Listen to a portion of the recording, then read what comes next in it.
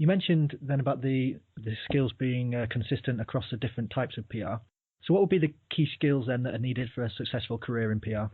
The number one skill that all employers ask for, no matter which discipline or sector you go into, are strong writing skills. So you really must be able to write really, really well, with good attention to detail, with good attention to punctuation and grammar, and to have a very, it depends on who you're writing for, but most PR people are asked to have quite a chatty tone, not to be writing in an academic style. And some graduates struggle with that because they've spent 3 years at university writing essays, and then they're expected to change to write in a more article-driven prose. So that's the top skill that all employers ask for. And then after that, there are kind of less tangible things. So things like being good in a team, because there's lots of teamwork in PR, particularly at a very junior level, being able to listen to other people's ideas and being able to muck in, not being precious. So, being able to stuff the envelopes and sending them out to an event, as well as doing the more senior and strategic things.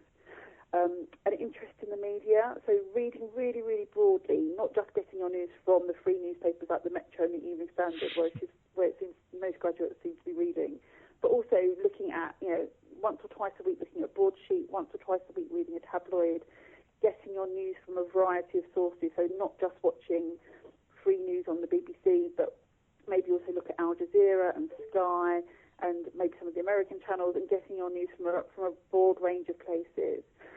And then the skills that increasingly are being asked for by employers in PR are digital skills.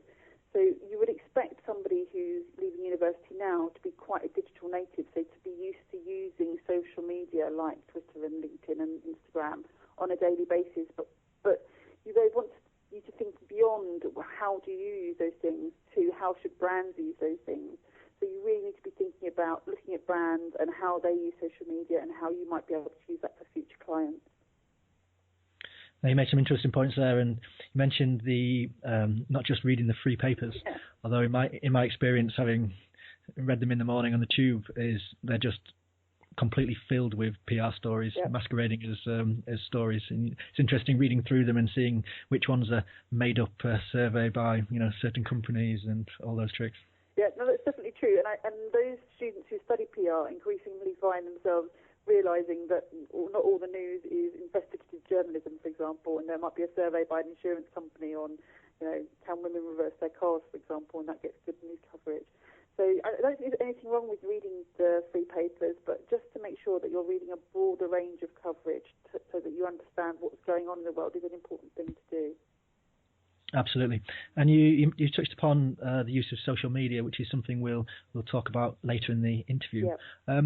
But before we do, thinking around PR as an industry to get into, is it something that you'd recommend people need to do a degree in, or is it where you can just more pick up the experience on the job through internships or work experience before applying? In the UK, very, very few employers ask for PR degrees as a prerequisite for an entry-level job.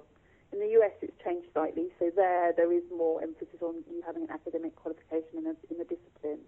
But here, still, employers are more interested in your skills. So they're more interested in, do you have an interest in the media? Do you have strong writing skills? And do you have an interest in their particular sector? So if you're going to go into tech PR, do you like technology? If you're going to healthcare PR, you might have done a science degree, for example, and want to do something slightly different. So at the moment, PR degrees here are a gateway into the industry. That said, some PR degrees have a work placement, and usually that can be anything between 3 months and 12 months long.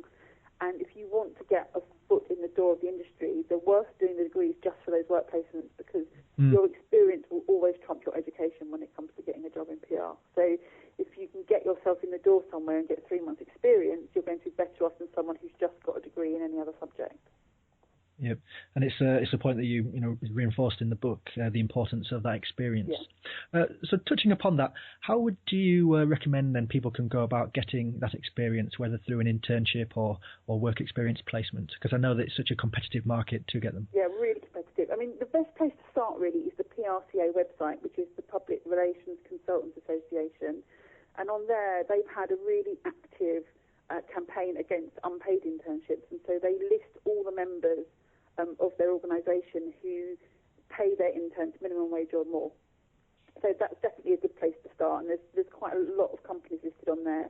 They also run an apprenticeship scheme, so if you have not gone to university and you've just finished your A-levels or your GCSEs and you're looking to go into industry, there's a route into the industry for you that way.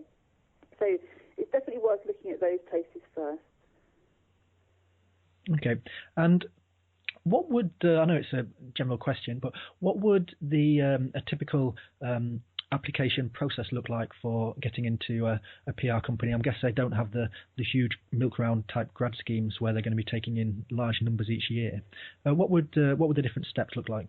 Some agencies do have those large grad schemes. So the bigger agencies in the country do, and they will do maybe once or twice a year they'll do a round of applications, and they can consist of doing either a CV and cover letter application as usual, or they'll have an online application system where you fill it in online and then that goes through to their systems. And then from that they will do either interviews or they'll do an assessment day. And typically you can have, I had a graduate who'd gone through our course. She did an assessment day. There were 12 grads and there was only one job.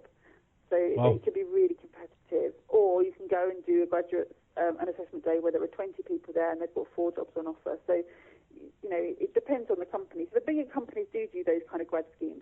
Even smaller ones now tend to offer either placements if you're doing a PR degree or a grad scheme at entry level.